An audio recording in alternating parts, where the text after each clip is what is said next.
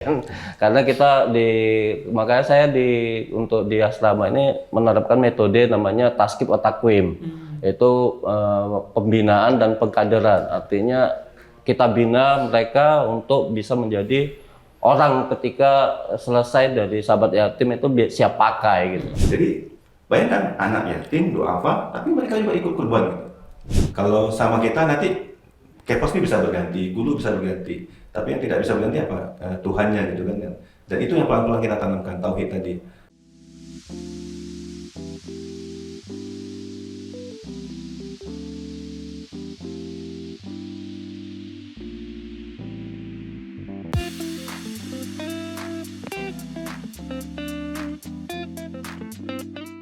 Assalamualaikum warahmatullahi wabarakatuh. Ketemu lagi sama Abang Rais Endut. Nah, di mana lagi kalau bukan di acara Bincang Sahabat. Yang hari ini saya udah kedatangan tamu dua orang yang hebat-hebat. Ya, rumahnya jauh-jauh. Rumahnya jauh-jauh sampai kemari hari ini. Ini adalah orang-orang yang menjadi kepala asrama di Sahabat Yatim Indonesia.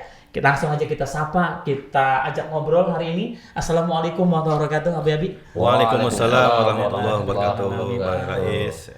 Nah, nama saya perkenalkan, nama saya Rais dan saya minta tolong Abi langsung memperkenalkan diri dari mana dan ini juga Abi juga sama untuk memperkenalkan diri. Gantian Bu ya. Nah, silakan. Oke, baik. Nama saya Muhammad Abduh, biasa saya dipanggil Abduh. Kalau di asrama tuh Abi Abduh. Tapi jarang sih anak-anak, hampir nggak pernah malah panggil nama kan Abi aja Abi. Nah, jadi biasa di teman-teman saya biasa dipanggil Abi Abduh. Saya dari Pekanbaru, kepala asrama di Sahabat Yatim di Pekanbaru, Riau. Riau. Ya, alhamdulillah. Oke. Kalau Abi? Bismillahirrahmanirrahim. Assalamualaikum warahmatullahi wabarakatuh. Perkenalkan, nama saya Muhammad Syafi'i, biasa dipanggil Syafi'i. Kalau di asrama dipanggil Abi Syafi'i. Saya dipercayakan di asrama Medan Johor. Johor. Ya, Medan. Johor, Medan masih. Tadi kan Johor. Malaysia. Oh, ternyata masih Medan. Medan, Johor. Tadi juga ada yang dari Medan juga tuh. Iya, berarti Aksara. cuma beda itu ya, Beda tempat. Beda kota. Enggak, satu kota tapi beda lokasi. Oh, beda lokasi aja. Masih satu kota aja. Betul. Oh, gitu. Aduh. Mau ngomong aja bingung saya jadinya. Ya, Ibi. Terima kasih sudah datang kemari. Kali ini memang saya masih banyak pertanyaan-pertanyaan sebenarnya nih untuk kali ini. Kok untuk Abi berdua kok bisa minat gitu loh. Awalnya bagaimana sih bisa minat masuk jadi kepala asrama ini, gimana Bi? Dari Abi dulu. Oh ya, baik. Jadi saya itu 2 tahun yang lalu ketika Sahabat Yatim baru pertama kali buka di Pekanbaru, saya sudah langsung ini tahu karena kebetulan dekat rumah dan dekat tempat kerja saya gitu. Nah, jadi ketika kami mau nyumbang, ya ternyata anaknya belum ada gitu, karena baru buka, baru kepasnya aja. Jadi nama saya lah yang pertama kali terdaftar di buku tamu Sahabat Yatim.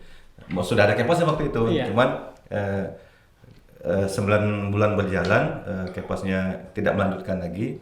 Jadi karena saya sudah warga situ, dimintalah saya untuk ini kan menggantikan, karena kepala kantor layanan waktu itu Ustaz Aan kenal, kemudian kami kemarin sama-sama bimbing umroh. Jadi karena kenal saya ini basicnya guru, karena saya memang basic guru. Jadi udah ketika Kepas lamanya tidak lanjut, saya yang diminta gitu. Ya udah, ini kesempatan besar bagi saya kan, saya bilang ini. Dan saya menganggapnya bahkan ini bukan pekerjaan gitu, ini sebuah kehormatan dan kemuliaan gitu untuk tinggal bersama anak-anak yatim dan duafa gitu. Kalau Abi gimana Abi nih? Ya, kalau saya berawal dari proses hijrah ya. Jadi ketika saya hijrah itu ada rencana sebelumnya itu memang ingin membangun lembaga pendidikan untuk khusus anak-anak yatim dan duafa. Tapi qadarullah itu tercancel, artinya yang punya lahan itu mungkin kurang setuju gitu, kurang percaya sama kita gitu kan.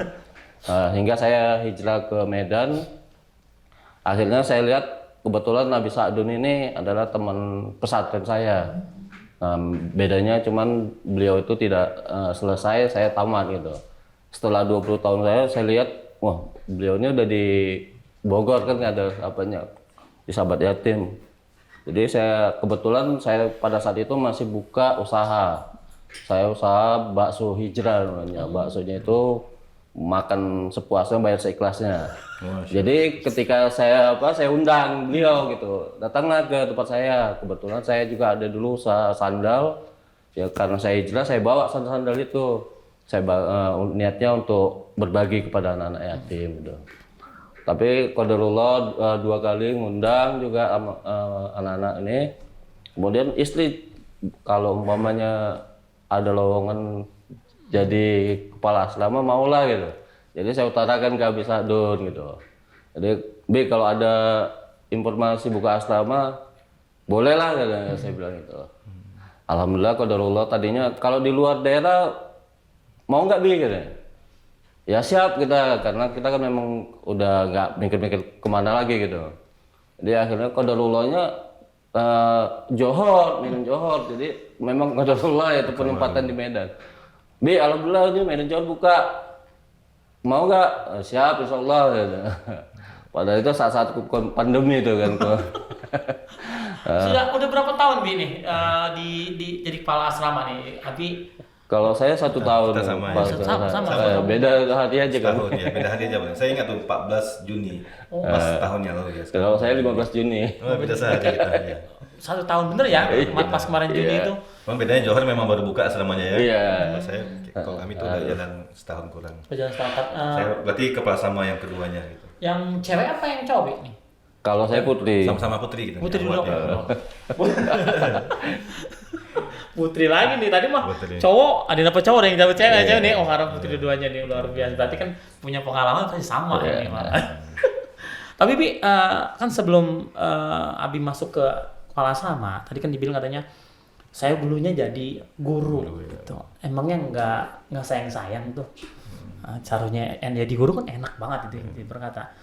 Udah itu ya lumayan lah gajinya. Sedangkan kalau di sini mah kan ya begitu-gitu aja. Iya, Gitu. iya. Itu gimana itu? Bi? Ya, justru apa namanya guru ketika saya kan memang pendidikan guru kemudian tamat kuliah jadi guru langsung. Justru ketika cita-cita saya kan membangun cita-cita ingin karena guru sudah selesai nih guru udah sekian tahun sampai terakhir jadi kepala sekolah kan sudah mentok tuh. Apalagi cita-cita yang mau kita bangun ya ingin bangun sekolah. Nah saya mikir ketika bercita-cita ingin membangun sekolah, tidak mungkin saya jadi guru terus.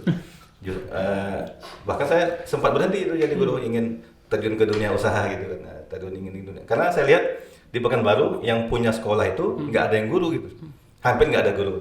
Tentu yang bisa bangun sekolah pengusaha yang banyak duit. Nah, jadi seperti itu. Maka 2016 berhentilah saya jadi guru gitu. Ingin terjun ke dunia usaha supaya yang tadi ingin punya penghasilan yang besar kemudian bisa membangun sekolah itulah cita-cita kita biasa. Nah, tapi kemudian ya namanya dunia usaha kan naik turun di 2021 itu. Nah ketika ada tadi karena kita sudah kenal bahkan kan awalnya kita jadi donatur di Sahabat Yatim, lalu ketika ingin ada pergantian kepala asrama, saya diminta oleh kepala kantornya untuk menggantikan. Nah saya tertarik gitu, karena memang itu asrama ini di lingkungan kami. Iya. Saya qadarullah tinggalnya dekat, nggak jauh dari asrama, jadi memang sudah kenal dan sering ke sana. Nah ketika diminta itu tentu awal kita musyawarah nih sama istri dan menarik gitu. Kalau untuk makanya saya tadi bilang kalau melihat gaji ya, makanya saya tadi anggap ini bukan pekerjaan gitu. Ya pekerjaan secara resminya iya, tapi ini adalah sebuah kemuliaan justru ketika ini ditawarkan, ibarat saya ditawarkan kemuliaan gitu. Jadi tentu kita terima dengan baik. Karena untuk tinggal kami kan cita-cita nih punya banyak anak sesuai ini kan. Nah tapi kami alhamdulillah baru 3 anak. Oh, banyak udah saya. Apa namanya? Jadi ketika ini diminta jadi kepas, lalu dengan langsung dapat rezeki kan anak yang banyak, nah, kan rezeki yang sangat luar biasa. Apalagi ini adalah anak yatim dan duafa. Nah, karena begini, kan saya juga melihat nih di lingkungan kita, karena yang namanya yatim ini, terutama yatim ya, itu kan tidak cukup dengan kalau santunan yatim, itu biasanya di masyarakat ini sudah umum itu, dan bahkan banyak itu di setiap masjid atau bahkan ada pengurus yatimnya untuk sumbangan anak yatim itu nggak kekurangan lagi gitu. Anak-anak yatim kita itu sudah banyak yang kasih donasi. Tapi kan itu tidak cukup itu. Anak yatim kita kan tidak hanya cukup dengan materi, tapi apa yang jauh lebih penting justru pengasuhannya itu, pendidikan. Nah, sahabat yatim itulah program yang saya lihat karena saya memang kenal dari awal berdirinya di Pekanbaru itu. Saya melihat programnya sangat bagus. Kan mereka presentasi tuh Umi Susan kemarin yang dari Medan datang ke Pekanbaru untuk mempresentasikan. Oh, sangat bagus itu programnya. Dan bahkan dipatasi kan. Nah, ini yang paling saya menarik. Dipatasi 10 orang itu. Sesuai dengan apa asrama. Jadi kan menarik nih. Saya kan bayangannya kalau yang namanya panti asuhan tuh ya anaknya banyak gitu kan. Tidur, jajan, makan segala macam. Tapi di sahabat yatim ini beda gitu. Hanya dibatasi 10 agar pendidikannya betul-betul optimal gitu, pengasuhannya optimal. Nah, ini yang membuat saya tertarik. Nah, tapi memang waktu awal ya saya nggak pernah kepikiran untuk jadi pengasuh gitu. Tapi ketika pengasuhnya nggak lanjutkan lalu saya tawari, yang sebelum memang nggak pernah kepikiran sama sekali, malah jadi tertantang dan menarik gitu untuk bergabung, berkontribusi bersama. Karena tadi intinya anak yatim kita ini tidak butuh hanya materi, dan kan banyak di lingkungan kita uang banyak itu kan, donasi banyak dari masjid, dari masyarakat, tapi yang namanya anak yatim, orang tuanya single parent, sibuk bekerja, nggak ada yang menemani di rumah, nggak ada yang mengasuh, akhirnya uang banyak, pendidikan minim, akhirnya kan terjerumus ke pergaulan bebas, bahkan narkoba dan game segala macam. Jadi nggak ini. Nah, sahabat yatim memberikan solusi, merumahkan mereka di bawah pengasuhan kepala asrama, sehingga ini pendidikan mereka menjadi terjamin, insya Allah. Gitu. Tapi di sana itu sangat menarik itu. Di sana banyak kan, Bi? Maksudnya asrama-asrama seperti ini juga? Ada juga beberapa. Itu tadi yang saya bilang, yang seperti kita tentu tidak ada. Yang memang artinya kalau mau nambah anak gimana ya? Kalau mau nambah anak ya nambah asrama gitu kan. Nah, seperti di Medan kan sudah ada 3 nih. Medan Johor kan, Sunggal, sama Aksala. Nah, begitu. Jadi sangat ideal saya pikir dibanding dengan kita paksakan ya satu rumah sudah diisi oleh sekian banyak anak. Bagaimana pengasuhnya mau? Kan anak itu tadi seperti tidak hanya cukup untuk makan, bisa makan, bisa tidur situ cukup. Tidak itu. Tapi pendidikannya seperti apa? Pengasuh juga harus kan mengamati dan sisi-sisi psikologisnya, emosionalnya gitu untuk dikembangkan gitu. Nah, jadi sahabat yatim ini saya pikir sangat ideal lah untuk, dan solusi, dan ini perlu dicontoh gitu. Perlu dicontoh oleh sebanyak mungkin umat untuk melakukan hal yang serupa gitu.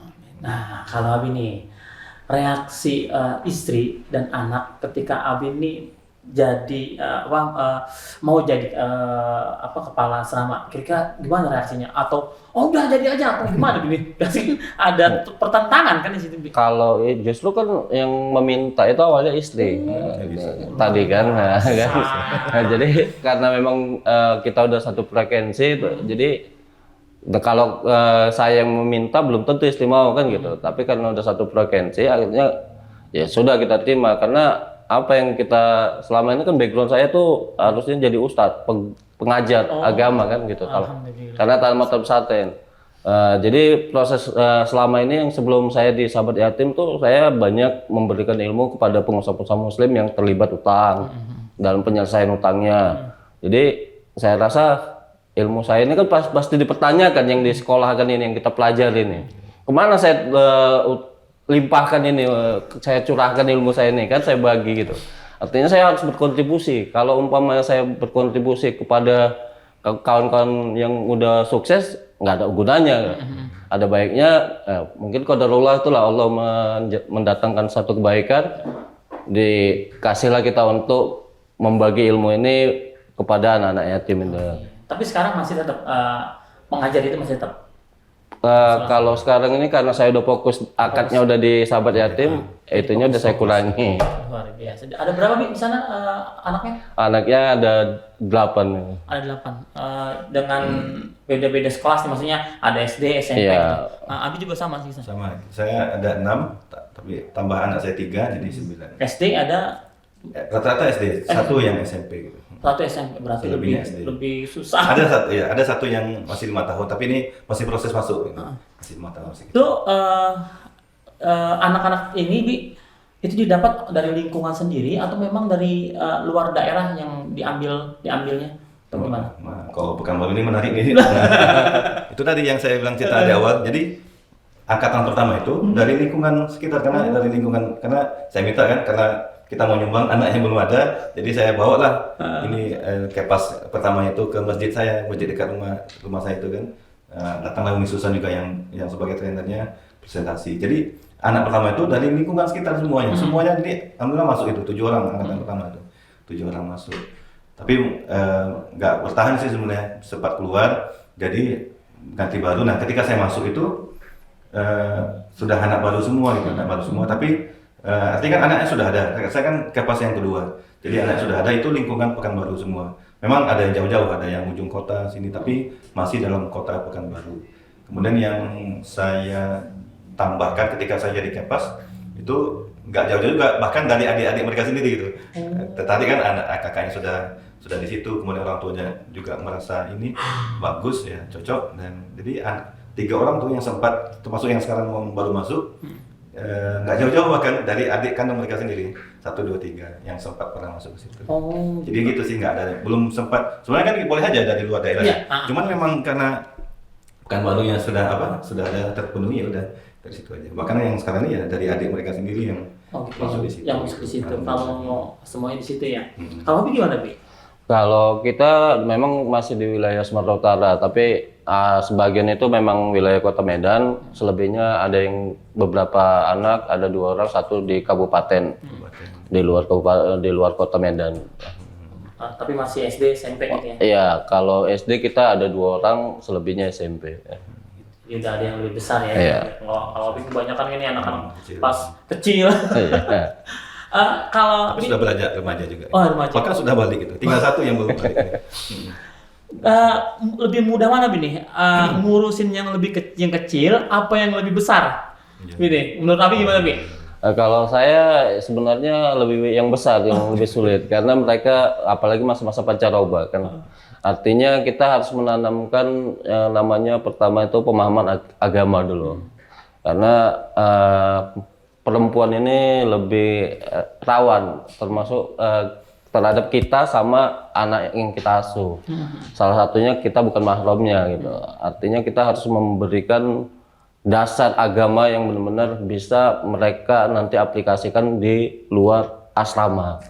Karena kan sekolahnya itu rata-rata sekolah di luar asrama, berbaur dengan yang bukan mahramnya itu.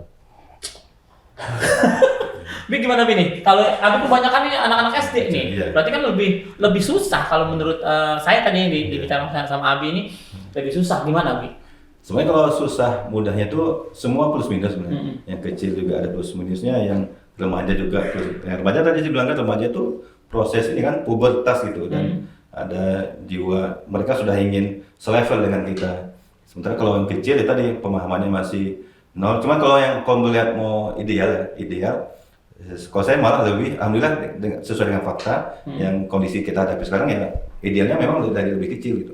Jadi mulai dari nol. Makanya ini ada adiknya yang baru masuk umur 5 tahun, udah saya terima baik gitu kan. Ini bahkan saya bilang kan ke orang tuanya, ini Bu bisa lebih hebat nih dari kakak-kakaknya insya Allah gitu, karena dari ini kan dari sangat kecil. Memang secara kalau yang enaknya kan kalau yang remaja kita sudah enak nih ngomongnya tuh sudah seperti sahabat ya. Bisa ngasih pemahaman segala macam, ngerti lah, nyambung, bisa diajak seperti orang dewasa. Itu ini ya enaknya kalau sudah remaja.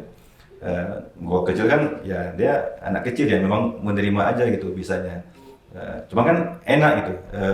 Kalau lebih jadi yang saya rasakan dan ideal itu ya memang sejak kecil seharusnya, sehingga kita betul-betul membentuk dari dasar seperti yang dibilang Abi Safi tadi, terutama akidahnya tadi gitu, akidahnya tadi, supaya, dan itulah target kita sebenarnya. Yang puncak dari pendidikan kita itu adalah bagaimana menanamkan akidah yang kuat bagi mereka, sehingga apapun yang mereka lakukan semuanya adalah karena Allah gitu. Artinya kebaikan yang mereka lakukan ya memang kita sebagai perantara saja menanamkan itu kan, bahwa tapi itu mereka harus sampai ke titik tadi penguatan akidah tadi, bahwa ketika mereka akan melakukan yang baik ya itu karena Allah, sehingga kalau kita tidak melihat, kita nanti tidak ada, atau bahkan nanti mereka keluar asrama ya, mereka kebaikan dan amal-amal itu ya mereka semua kerjakan karena Allah, tidak peduli lagi ada yang menilai atau tidak, ada yang memuji atau tidak, tapi mereka melakukannya semua karena Allah. Dan begitu pula dengan meninggalkan yang buruk-buruk kan, atau yang salah itu semata-mata karena Allah, bukan karena yang lain. Itulah proses itu yang inti yang harus kita tanamkan dan itu kan lebih mudah justru di masa awal-awal. Tapi ya tadi penyampaian yang tentu beda dari anak kecil ataupun dengan yang sudah remaja. Tapi ini kan ibarat kata kita Abi berdua ini ngurusin anak orang ibarat kata gitu kan. Ada nggak bedanya ngurusin anak orang sama anak sendiri? Susahnya di mana kira-kira? Apa sama semuanya? Apa Abi semua pokoknya yang ada di sini semua anakku semua misalnya ibarat kata kalau orang gitu atau gimana Abi nih? Menurut Abi? Kalau saya mengurus anak orang itu sama kayak mengurus anak saya sendiri. Artinya bagaimana saya mendidik anak saya, sama saya didik mereka juga begitu gitu. Artinya kita nggak ada perbedaan. Kita kan di sini bukan membedakan mana yang harus lebih baik, mana yang apa. Kalau bisa sama-sama baik gitu, ya kan. Karena kita makanya saya untuk di asrama ini menerapkan metode namanya taskib atau takwim. Itu pembinaan dan pengkaderan. Artinya kita bina mereka untuk bisa menjadi orang ketika selesai dari sahabat yatim itu siap pakai gitu. Artinya dari sisi pemahaman agamanya, tahfiznya gitu. Jadi sehingga mereka itu ketika keluar nggak kembali lagi ke masanya mereka sebelum di asrama gitu.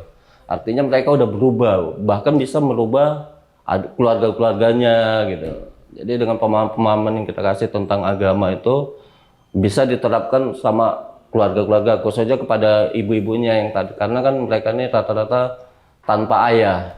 Jadi yang dirindukan sosok ayah. Jadi kalau saya membedakan antara anak sama anaknya rasanya ada ketimpangan gitu. Jadi bagaimana saya mewakili sebagai ayah mereka. Makanya alhamdulillah memang itu terbukti gitu. Jadi kalau kayak seperti ini pergi gitu kan, mereka merasa kehilangan gitu, kayak nggak enak ya nggak ada Abi gitu. Gitu. Padahal kita itu kan mereka paham kita marah itu karena mereka salah gitu, bukan karena kita benci atau apa. Iya, gini, biasanya namanya anak-anak perempuan itu kan biasanya lebih sensitif, Bi. Iya, lebih sensitif. Bagaimana metode Abi untuk mendidik anak-anak ini supaya lebih disiplin? Karena memang agak susah kalau menurut saya perempuan, apalagi kalau laki-laki mah. Gimana Abi menurut Abi? Ya, Metode memang apa ini ini? kita seperti apa ya, membawa gelas gitu kan yang kita goyang dikit atau dikit ya bisa jatuh. Gitu. Ya. Ekstra hati-hati memang. Ekstra hati-hati. Jadi tadi dengan perlahan dan saya baru masuk itu karena menarikkan baru ini juga memang ini anak ini kan anaknya sempat pernah mencoba keluar segala macam. Itulah kondisi di awal saya masuk, kondisi memang sudah kondisi seperti itu yang kita hadapi. Jadi kita sudah harus maklum dari awal bahwa apalagi ini memang perempuan dan kan SD-nya mulai dewasa. Bahkan saya bilang tadi cuma satu yang belum balik, selebihnya udah balik semua bahkan kan. Jadi sudah kategori remaja dan dewasa juga gitu. Jadi sangat intinya pelan-pelan. Kita tidak bisa memaksakan. Kadang-kadang ya.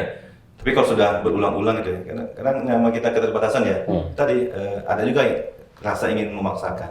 Tapi itu salah sebenarnya. Jadi intinya memang seperti Bang Raisa bilang, memang perempuan ini lebih sensitif dan lebih ini. Jadi yang metode yang kita ini kan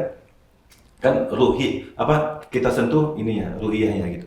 Dengan apa ya tadi? Dengan ketika belajar Al-Quran gitu kan, kemudian kita buka lagi kitab-kitab kan, kita di subuh itu makanya momentum yang krusial itu seperti subuh ya, kita buat kesempatan karena ini beda sama lain yang pagi-pagi itu udah pada sibuk sekolah. Kami karena memang masih SD jadi dan SD-nya kan di dalam, jadi enak subuh tuh ya masih, karena itu saya pikir kesempatan yang berharga di subuh hari itu dengan waktu dimulai hari kan dengan mengasihkan wejangan-wejangan nasihat-nasihat dari Al-Quran, dari kitab yang kita sampaikan, dan itu kan kita sentuh tadi tauhidnya tadi, itu yang perlu kita tegakkan itu.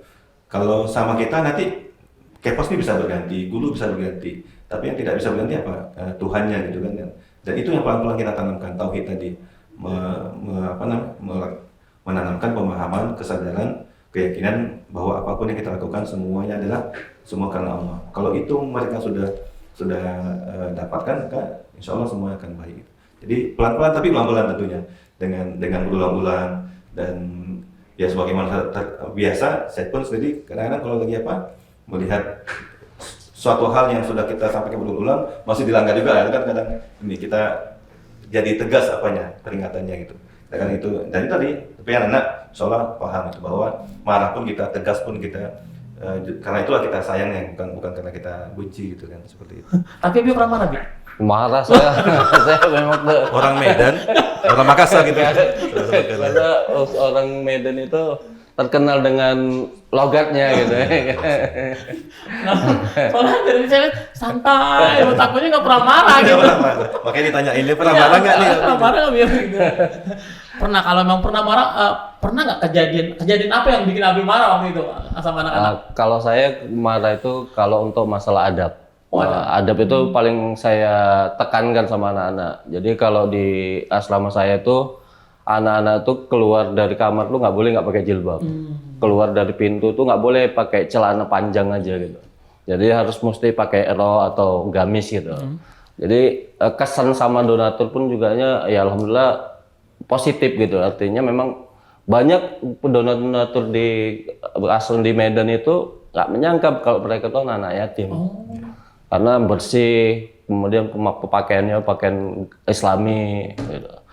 Jadi itu yang saya tekankan. Kemudian yang saya lakukan kedua itu adalah motivasi. Saya selalu bilang jangan melihat masa lalu, tapi melihat masa depan. Apa yang mau kalian buat? Jadi untuk menentukan masa depan tuh harus dimulai dari sekarang. Karena adanya masa depan itu adalah berdirinya kalian sekarang ini. Apa yang kalian buat? Kalau kalian buat sekarang ini positif, ke depannya kalian insya Allah positif. Oke, luar biasa. Saya tanya juga. Saya mau nanya juga, ini bisa marah Pak? Bisa lah, ya. Kelihatannya. Dari muka-mukanya muka orang yang belum marah ini gitu. Mukanya muka orang kalem. Iya, orang Saya ini memang lahir besarnya di Riau. Cuma saya darahnya darah Makassar. Nah, Medan sama Makassar itu sama. Makassar dari namanya udah kasar itu. Makassar. Darahnya darah Makassar. Cuma itu tadi yang sama-sama di Sabi tadi bahwa al-adabu faqal ilmi. Jadi adab itu bahkan jauh di atas ilmu. Penting. Ilmu kan penting. Iya. Tapi adab jauh lebih penting. Bukan ilmu tidak penting ya. Penting itu, tapi adab jauh lebih penting. Jadi tadi yang letak dan kita sangat tegas di situ. Nah, jadi itulah yang kita penekankan. Maka mau sebaik banyak apapun ilmu kita, setinggi apapun ilmu kita, kalau adab kita nggak ada, itu nggak ada nilainya. Baik di sisi Allah, apalagi juga di sisi manusia gitu.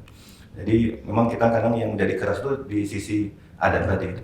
Tapi kan kita lihat nih, sama nih, seperti kan anak-anak kami kan yang baru masuk, kan yang saya sampaikan tadi, ada nih kakaknya sudah lama situ, kemudian adiknya sekarang sekali main ke asrama, kemudian ya berminat masuk situ, masuklah kan. Ada kejadian, jadi tapi kan kita ini melihat kondisi juga. Contoh seperti yang tadi, adabnya kan namanya dia belum masuk ya, belum terdidik latar belakangnya apa. Contoh kemarin itu, misalnya saya nih anak lagi nyetor kapalan misalnya. Saking ini ya, lewat di depan tadi, di depan tanpa permisi, tanpa menundukkan badan sedikit, lewat di depan orang sedang nyetor, kakaknya sedang nyetor, tapi bukan kakak kandungnya yang anak lain gitu kan, lewat. Dan bagi dia biasa seperti itu. Tapi kan kita tentu tidak marah sama sekali, karena belum kita ajarkan gitu. Nah, tapi ketika kita sudah ajarkan, sudah buka Al-Quran, sudah buka kitab, sudah ini nasihat berkali-kali masih melanggar, tapi tentu pelanggaran tidak seberat itu lagi. Yang ini situ kita tegaskan. Ingin mengesankan saja gitu, menegaskan bahwa hal ini penting loh, gitu. Itu aja sih sebenarnya. Karena adab tadi penting. Tapi ketika di awal belum tahu ya kita nggak marah, nggak adil kalau nggak fair dong kita marah. Dia yang belum belajar, belum tahu, atau tahu tapi belum terbiasa kan. Dan latar belakang mereka kan kita nggak tahu di luar pergaulan sama sekarang, apalagi Gen Z ini kan kita ya tahu sendiri lah gimana anak-anak sekarang. Jauh beda kan dengan zaman-zaman kita dulu. Kita paham itu. Tapi yang kita tegaskan tadi, ketika sudah tahu, sudah belajar dan bahkan berulang-ulang masih dilanggar itu, di situ kita tegas dan ingin menekankan aja bahwa itu penting. Itu saja sih. Apanya? Bi, mereka kan sekolah di luar nih ya kan? Di luar. Pernah nggak Abi melihat anak-anak ini merasa minder karena mereka nih dari asrama? Gimana Bi? Kalau saya justru itu yang saya motivasi anak-anak. Artinya kalian ini sekarang udah setara dengan, kebetulan asrama Johor itu adalah lokasi elit kalau dibilang kan. Jadi kalian ini sebenarnya sudah setara dengan anak-anak Johor. Artinya sekolah kalian sama. Jadi kalian tuh gak usah memikir masa lalu, saya bilang. Jadi tapi tunjukkan kalau kalian itu punya adab. Artinya nggak sama mereka yang di luar itu ataupun anak-anak sekitar gitu.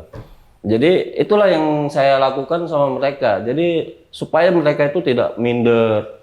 Padahal pada awalnya itu pertama kali mereka sekolah itu memang sempat ada kan gitu dibilang anak yatim. Tapi itu mereka kan nggak tahu sahabat yatim juga memfasilitasi anak-anak itu untuk mulia. Artinya lebih nggak seperti anak-anak yang pada umumnya anak yatim ataupun panti asuhan lainnya gitu. Artinya dalam sisi pembayaran uang sekolah aja kita nggak pernah bermasalah loh. Bahkan semua nggak ada yang pernah sampai nggak bayar lewat 1 bulan tuh nggak ada. Artinya kalian lebih hebat artinya. Jadi kita ini udah setara sama anak-anak yang sekitar ini gitu. Jadi yang perlu kalian tunjukkan adalah adab kalian lebih kalian muliakan lagi, lebih kalian tinggikan lagi sehingga kalian lebih unggul dibanding anak-anak yang lain. Ya, iya. Kalau Abi gimana? Ya benar, itu yang kita motivasi. Bahkan jadi ketika yang SMP ya, kita masukkan, dan itu kan kalau Muhammad itu termasuk kita masukkan ke sekolah yang elit itu, yang bahkan jauh harganya itu di atas standar kita dari sahabat yatim. Cuman karena kita kenal dan yang punya sekolah ini kan memberikan diskon dan segala macam, jadi alhamdulillah masih kita jangkau. Jadi artinya uang masuk sama uang SPP sekolah anaknya aja itu termasuk sekolah elit lah kalau di Pekanbaru. Jadi mereka sudah sama dan memang ada kekhawatiran, bukan khawatir sih, pertanyaan dari kepala sekolahnya di awal masuk kemarin. Ini nggak apa-apa nih anak Abi masuk nanti di sini teman-temannya orang kaya semua. Oh nggak apa-apa, itu biar kami yang handle dari asrama gitu. Artinya kami menekankan ke anak-anak itu bahwa jangan pernah minder untuk hal-hal seperti itu, karena kualitas manusia itu kan khairukum pamit tadi, khairukum anfa'uhum linnas. Sebaik-baik kalian adalah yang paling bermanfaat bagi manusia. Jadi kalau kita ini orang bermanfaat, bagaimana jadi orang bermanfaat? Ya tadi orang yang unggul, berilmu, beradab tadi gitu kan. Jadi itulah yang kualitas kita. Kalau Al-Qur'an kan jelas Inna akramakum indallahi atqakum. Yang paling bertakwa. Jadi ukurannya adalah takwa, ukurannya adalah kebermanfaatan, ukurannya adalah kualitas diri kita, adab kita. Itu yang menentukan kualitas diri kita. Hal-hal lain itu tidak jadi ukuran. Dan itu yang kita bina dan diri setiap hari. Sehingga tadi itu dari segi ini ya, dari segi zahirnya kita nggak biarkan dia ada anak yang pakai baju yang lusuh atau nggak digosok, itu kita paling pantang. Pokoknya ini kita pun kalau jalan-jalan ya pakai mobil juga itu sewa mobil. Jadi gitulah, penampilan juga harus bersih rapi dan ini bukan kita sok-sok tidak, tapi kita juga tetap harus rendah hati, tidak berlebihan malah tidak boleh kan. Segala tapi semua inilah tidak mengesahkan kita tidak susah. Yang jelas tadi intinya adalah prestasi, dan itu yang dibuktikan juga di sekolah. Jadi anak kita insya Allah berprestasi, ada yang berprestasi, gurunya juga teman-teman juga, alhamdulillah juga tidak ada kejadian seperti itu. Intinya itulah kualitas diri anak-anak tuh yang jadi fokus. Ya. Tadi kan Abi bilang katanya ada juga yang minder ya, Bi. Iya. Terus Abi ngatasinnya seperti apa tuh? Itu tadi saya bilang kita kalau melihat ke belakang, artinya kalian juga melarut dalam kalian juga nggak akan mungkin bangkit. Artinya sekarang ini posisi kalian ini sama. Dalam sisi apa? Dalam sisi pakaian, kalian nggak buru-buru amat. Ya. Dalam sisi apa lagi? Fasilitas sekolah juga sama. Jadi artinya nggak ada bedanya. Apalagi di mata Allah itu manusia itu sama. Yang membedakan apa? Amalnya. Kemudian apa? Adabnya. Jadi itu yang harus kalian raih. Kalau masalah prestasi itu enggak untuk ukuran gitu. Artinya hanya saya ya pribadi karena sudah pernah belajar parenting, artinya sekolah itu hanya selembar kertas. Jadi yang paling yang utama apa? Kalian kuasai Al-Quran, kalian akan menguasai dunia. Itu yang saya selalu tekankan. Jadi kalau kalian memegang Al-Quran, dunia itu akan mengikut.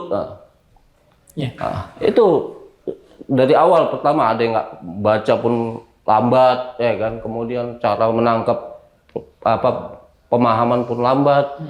Tapi setelah dia mengikuti ritme-ritme yang kita kasih di asrama untuk menghafal, akhirnya ngalir aja nih. Yang tadinya payah baca sekarang udah lancar, yang tadinya payah ngapal sekarang udah ya memang terbukti. Tapi kalau kalian melakukan maksiat, pasti hafalan kalian itu akan hilang. Karena Imam Syafi'i itu itu adalah orang yang paling payah menghafal. Salah satunya apa? Ketika dia datang kepada gurunya yang bernama Waki, dia menyampaikan keluhannya. Aku susah menghafal Quran. Jadi apa di jawaban gurunya tuh? Tinggalkan maksiat. Karena ilmu itu cahaya. Dan cahaya itu adalah petunjuk bagi manusia. Itulah yang saya terapkan kepada mereka. Jadi yang saya tekankan itu adalah Quran. Satu lagi Bang, mumpung ingat Iya, kan iya.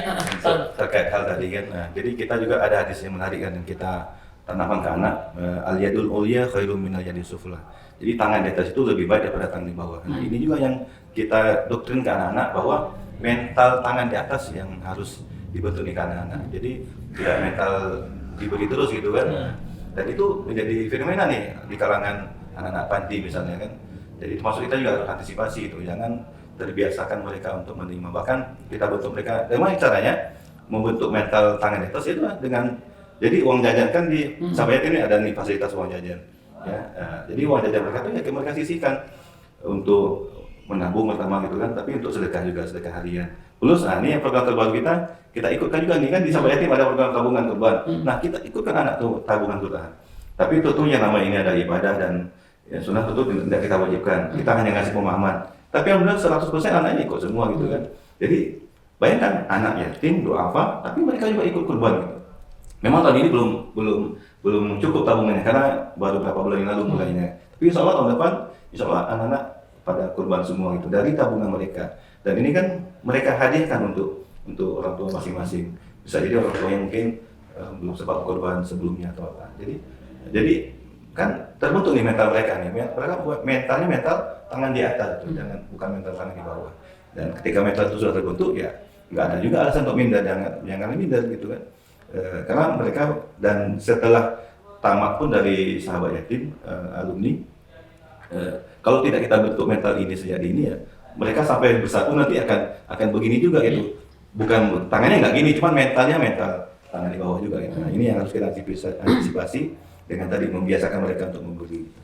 Ini Abi, saya pernah lihat di asrama-asrama yang dekat ke sini, dia mempunyai kegiatan yang di luar dari sekolah itu ada yang diajarkan memasak, ada diajarkan membuat kartun segala macam gitu, sesuai dengan basic dia gitu.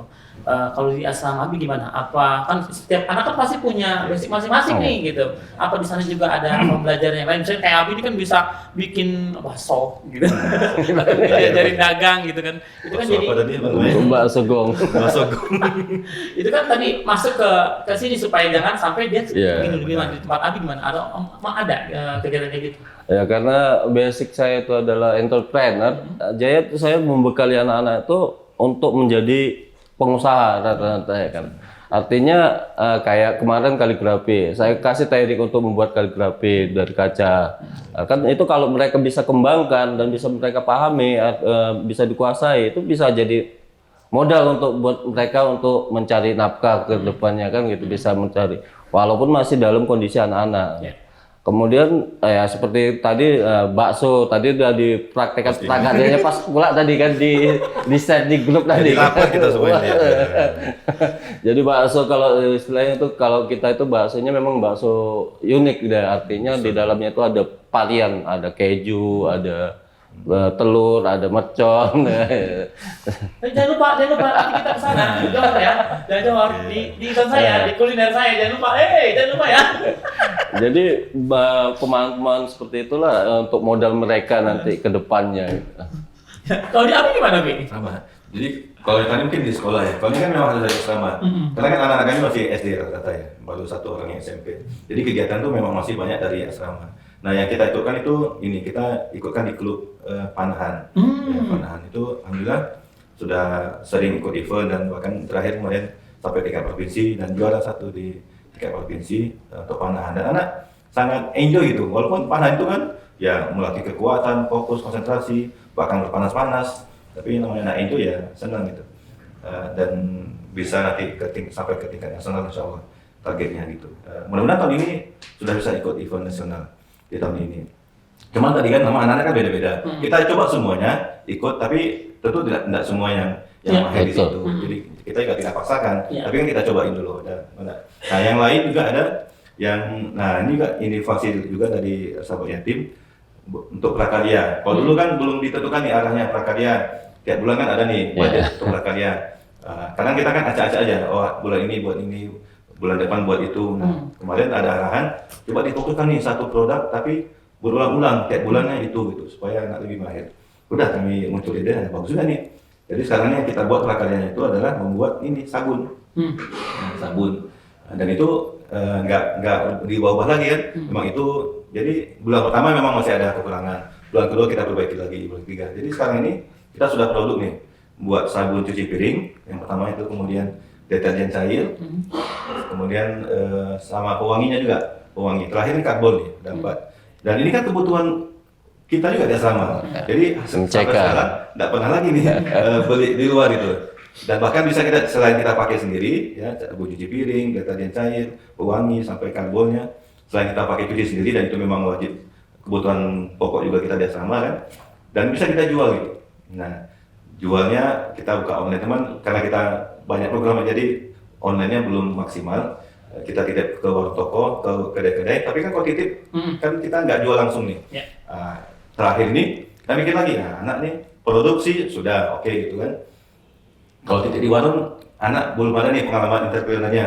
Dan ini kan baru kita bentuk ini nih, mental berdagang itu kan harus bentuk, harus dilatih. Kalau tidak dilatih, ya anak akan minder, malu, dan tidak terima. Jadi setelah ini kita coba nih anak berjualan langsung. Lalu kita dampingi itu.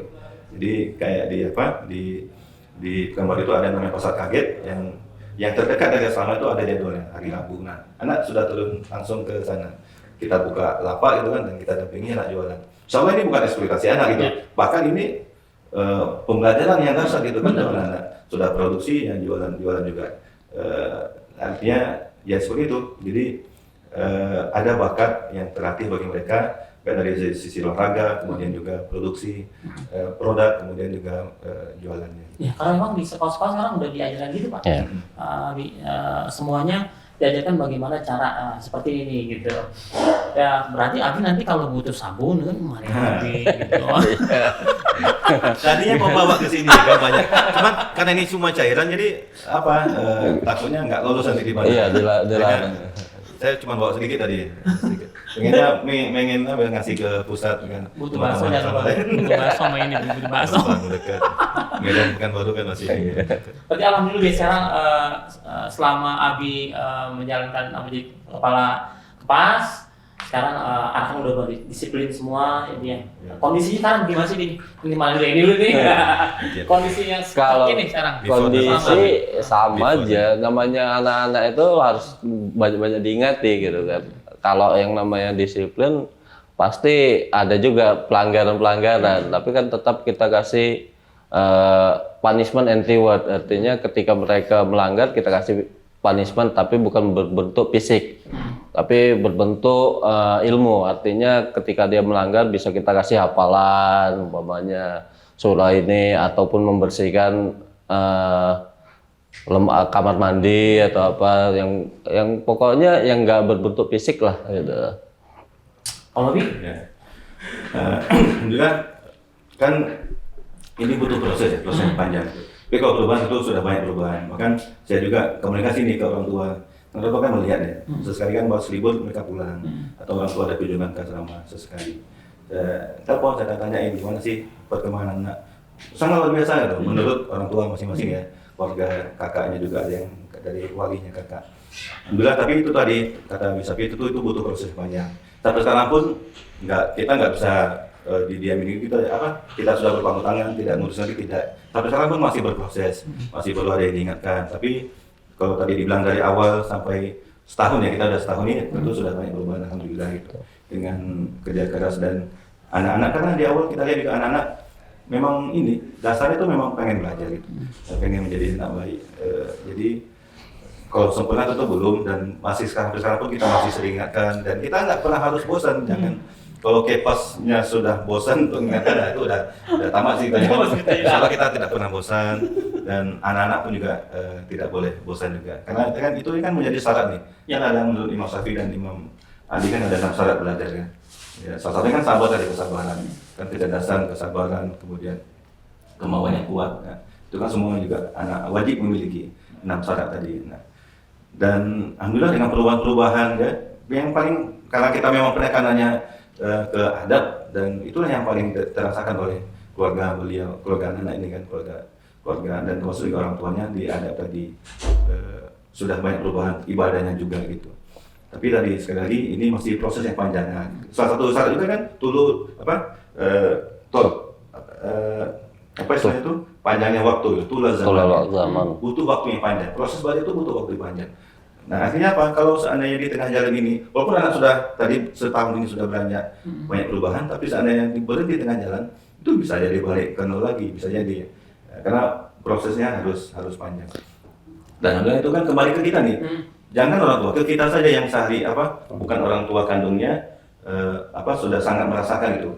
Ada anak-anak tadi, kebaikan hati anak-anak tadi. Sampai kita sendiri, saya kalau marah tuh anak udah tahu tuh, dibikinkan kopi gitu. Sudah tahu nih jurusnya. Saya kalau dibikinkan kopi sama anak-anak tadi. Seperti itulah, kejadian banyak. Dan kita kan menikmati sendiri nih kebaikan dan kemuliaan dari adab dan akhlak anak-anak kita bisa lihat sehari-hari. Abi bisa ditakut dikit supaya Abi kelihatan ke teman-teman yang ada di Siap. Nah, ini Abi ini kan udah setahun nih melaksanakan tugasnya gitu. Ada nggak kesan-kesan atau yang berkesan dalam hati sampai sekarang nih, dari awal sampai sekarang Abi jadi kepala asrama. Jadi Abi dulu deh. Kalau kesannya sangat pasti ya, karena kalau kita yang pengen kita cari itu kan sebenarnya ketenangan. Kalau uang udah pernah kita cari tapi nggak kaya-kaya juga kan gitu kan. Tapi ketenangan itu yang sulit diciptakan. Artinya ketika orang banyak uang, orang kaya juga belum tentu tenang kan hidupnya kan. Tapi kita tahu lah pendapatan kita itu bukan uang lagi, bukan materi lagi, tapi adalah ketenangan hati. Saat kita bersama anak-anak itu rasanya kita punya kepuasan tersendiri. Karena Rasul aja udah menjamin kalau kita sama anak yatim itu dia udah antara dia dengan jari telunjuk dan jari tengah kan gitu. Apalagi itulah cita-cita yang mau kita kejar gitu. Artinya apa yang diinginkan Rasul mau setidaknya bukan nggak sama tapi kita mendekati gitu yang diinginkan Rasul. Kalau ini gimana nih? Wah, kalau ini kesan-kesan masih banyak nih. Banyak sekali kesan-kesan gitu kan. Sakimanya jadi bingung nih mau nyampaikan apa. Yang mana dulu nih?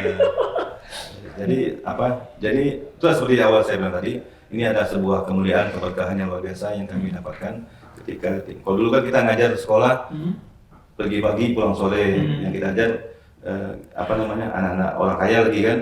Nah sekarang kita tinggal sama-sama, yang pertama mereka anak yatim, anak duafa juga, yang duafa. Kemudian kita tinggal 24 jam sama mereka gitu. Jadi kan pengalaman baru dan ini yang luar biasa. Jadi banyak sekali hal-hal yang luar biasa yang terjadi saking banyaknya dari perubahan mereka. Kemudian kemarin juga ada hal-hal kecil pun tapi nilainya kan luar biasa. Kemarin saya kita tahajud gitu kan bareng-bareng subuh. Biasalah saya mencuci, waktu itu nggak tahu saya lupa kenapa saya tinggalkan gitu. Mungkin saya ada keperluan di luar, nggak tahu saya mencuci, saya tinggalkan. Pulang-pulang masih pagi tuh padahal udah selesai dijemur aja tuh pakaian. Padahal masya Allah kita saya sangat terharu gitu. Kita mengajar anak-anak bertahun-tahun pun yang lain belum tentu bisa sampai seperti itu. Tapi yang namanya kita sudah tinggal serumah gitu kan, dan mereka tadi saya tadi kan ada bertanya tuh anak kandung sama anak asuh seperti apa. Bahkan anak kandung ini sudah sempat beberapa kali keluar keluhan, berasa kita ini lebih merhatiin anak asuh. Karena memang kita pada dasarnya tidak membedakan. Bahkan kalau mungkin di saat tertentu bahkan lebih kita utamakan kan anak asuh kita daripada anak kandung sendiri. Sampai dari keluar agak beberapa keluhan dari anak kami yang kok terasa lebih kakak-kakaknya lebih ini kan. Ada kecemburuan lah gitu. Tapi kan juga itu bahaya juga kalau kita tidak ini. Kita nggak boleh tidak sih membuat anak jadi cemburu. Tapi begitulah kita perhatian kita. Tapi buahnya tadi banyak sekali. Jadi hal-hal seperti itu, kemudian kesan-kesan dan kebaikan-kebaikan mereka yang nggak terbaik lah bagi kita semua gitu. Alhamdulillah. Luar biasa sih sebenarnya. Banyak kalau mungkin kalau saya ini saya takutnya jadi menangis di sini. Jadi lanjut kita podcast. Luar biasa gitu. Ya Allah, tapi Namanya kita nih, karena kita udah tinggal serumah dan jadi seperti anak-anak kita sendiri gitu. saya tadi sempat itu juga apa namanya pasti bilang saya lebih tenang mungkin kan. Oh, iya. Dibanding kita punya duit banyak tapi kita malah nggak tenang, tapi di sini kita malah Tenang dan lebih sehat. Saya rasakan kondisi kesehatan saya yang lebih paling optimal ya selama di sini. selama di sini. Iya. Biasanya mau aktif gitu. Ya. Saya sih nggak cuma kondisi pribadi kita. lebih enak. Ibadahnya juga Ya, lebih ibadah lebih lebih banyak, banyak. lebih lebih banyak. Kita kerjanya di dalam rumah. Tapi bisa kasih pesan dan harapan untuk anak-anak kita sama. Silakan nanti mau siapa dulu nih? Ini dulu ya. Oh ini dulu. Oh ini dulu. Pesan pesan ya, pesan untuk pesan yang paling penting itulah yang kami ulang-ulang. Pertama tadi tentang akidah ya, tentang ketauhidan bahwa semua lakukanlah segala sesuatu itu semua hanya karena Allah ya. Abi ini bisa berganti, Abi bisa mati, bumi bisa binasa, semualah orang. Tapi yang tidak pernah bisa itu adalah Allah, dan Abi terbatas kan, tidak bisa melihat apa yang kalian lakukan di kamar, di luar asrama dan segala macam. Tapi ketika kita sandarkan semuanya karena Allah, maka kita akan terjaga ya, perbuatan kita akan terjaga, semua kita akan terjaga. Jadi itu sebenarnya pesan yang paling penting dan mendalam yang harus tertanam kepada diri anak-anak, dan maksud sekaligus kan mengingatkan diri kita semua masing-masing untuk seperti itu. Yang pertama, yang kedua tadi al-adabu fawqal ilmi, yang itu yang sering kita ulang-ulang bahwa adab itu jauh lebih penting daripada ilmu. Ilmu itu sangat penting. Bahkan orang yang berilmu sama tidak berilmu itu seperti orang mati sama orang hidup itu, seperti bumi dan langit. Tinggi derajatnya orang berilmu. Tapi di atas ilmu tentu sebenarnya bahkan ada yang lebih tinggi lagi, itu adalah adab. Jadi adab ini baik adab ke diri sendiri gitu kan, apa aktivitas kita sendiri. Karena Islam itu kan lengkap nih mengatur hubungan ya, manusia dengan Allah, manusia dengan manusia yang lain, dan manusia terhadap dirinya sendiri gitu.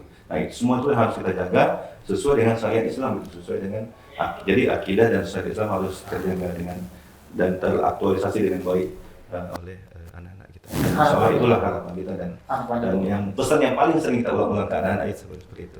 Biasa.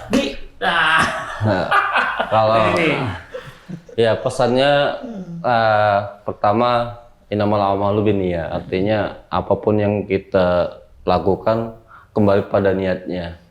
Jadi kalau anak-anak kita ini ingin sukses, artinya niatnya yang diluruskan. Tadi seperti yang dibilang Abdul, ya kalau umpamanya saat ini anak-anaknya menjadi mustahik, insya Allah maunya kedepannya itu menjadi muzaki gitu.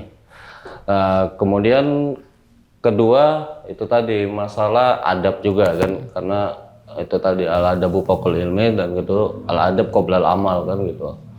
Jadi untuk menanamkan akidah itu artinya bukan mereka itu beramal itu bukan karena ada abinya yang galak ya kan, bukan karena ada uminya, tapi memang karena perintah dari Allah Subhanahu wa taala gitu. Artinya kita harus memberi pelajaran tentang tauhid kepada mereka, bahwa mereka bekerja bukan untuk abi dan uminya gitu, bukan untuk siapa-siapa, tapi untuk ayah bundanya, karena Allah yang mereka lakukan.